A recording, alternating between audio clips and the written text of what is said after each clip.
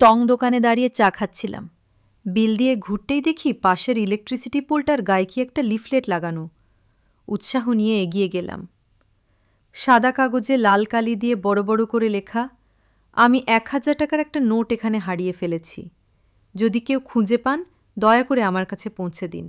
আমি একজন বৃদ্ধ মহিলা, চোখে খুব কম দেখি। তারপর নিচে একটি ঠিকানা দেওয়া। ঠিকানা কাছেই, হাঁটাপথে মিনিট 5। কৌতূহল দমন করতে না পেরে আমি খুঁজতে খুঁজতে গেলাম সেখানে। জংধরা ভাঙাচোরা গেট দিয়ে সাবধানে ভেতরে ঢুকলাম। একটি জরাজীর্ণ টিনের ঘর।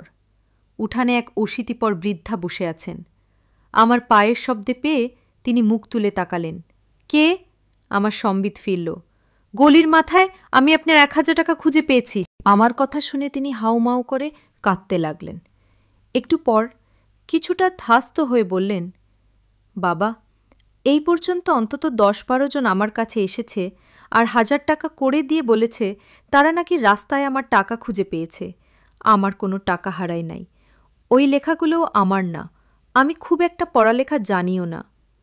আমি নিচু হয়ে ওনার হাত ধরে বললাম, যাই হোক, সন্তান মনে করে আপনি টাকাটা রেখে দিন। এই কথা শোনার পর তিনি টাকাটা নিয়ে বললেন, বাবা, আমি খুব অসুস্থ, ভালো করে হাঁটতে চলতে পারি না, কি যে তোমায় খেতে দিই। এই বলে তিনি অনেক কষ্টে লাঠিতে ভর দিয়ে বারান্দায় উঠলেন। আমার মনে হল তিনি এখনই পড়ে যাবেন। আমি তাকে সাহায্য করার জন্য এগিয়ে গেলাম। তিনি কম্পমান হাতে বাটিতে গুড়মুড়ি ঢালতে বললেন, তুমি আমার অতিথি, তুমি বসো। আমার পেটে একটু ক্ষুধা ছিল না, তবুও কিছুটা বৃদ্ধার আন্তরিকতায় মুগ্ধ হয়ে বাকিটা তার সাথে আরও খানিকক্ষণ গল্প করার লোভে ধীরে ধীরে গুড়মুড়ি খেতে লাগলাম। কথায় কথায় জানলাম এই পৃথিবীতে আপনজন বলতে ওনার কেউ নেই। আগে ভিক্ষা করতেন, অসুস্থ হবার পর আর বাড়ি থেকে বেরোতে পারেন না। ফেরার সময় বৃদ্ধা বললেন, বাবা, একটা অনুরোধ, তুমি যাওয়ার সময় ওই কাগজটা ছিঁড়ে ফেলো। আমি ওনার বাড়ি থেকে বের হওয়ার সময় মনে মনে ভাবছিলাম, সবাইকে উনি বলার পরও কেউ কেন কাগজটি ছেড়েনি।